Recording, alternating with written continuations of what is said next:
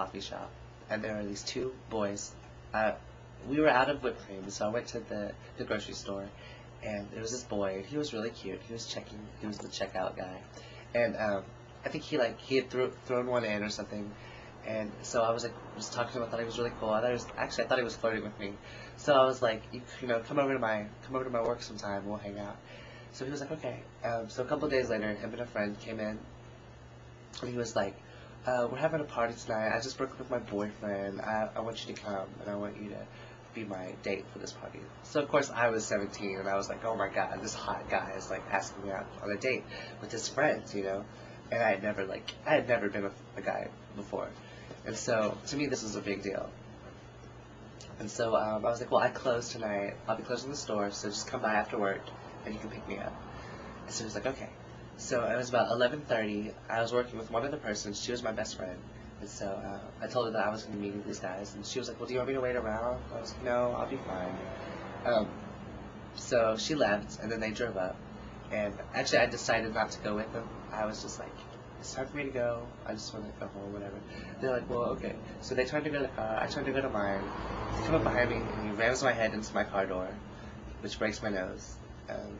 Gives me 2 blood clots on my brain. I fall down. They start kicking me, start yelling profanity, and I think I passed out. I don't remember much of this. This is what the police had told me.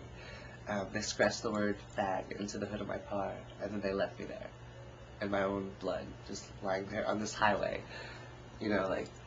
Nobody stopped. Nobody did anything. I got up by myself 20 minutes later and drove home. It was 5 miles away. Honestly, I think it was the grace of God that got me home. So, luckily my mom was still alive, and she was there. So she took me to the hospital, and they had to do emergency reconstructive surgery on my nose. They had to watch my head really carefully, because if I get any more head trauma, in the next couple months, I would have died. It would have ruptured and exploded. So. And do you come away from that feeling what? Angry? A little. Hating? After that experience. What do you want to do to those? Honestly, I don't want to do anything to those people. I think that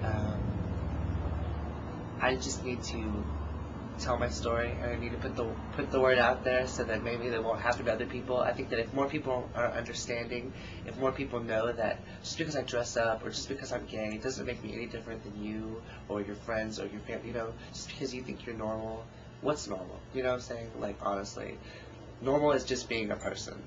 You can be black, white, gay, straight, transgendered. We're all people. You're no better than me. I'm no better than you. Let's just be friends. That's my whole thing. And safe sex. That's a big thing, too.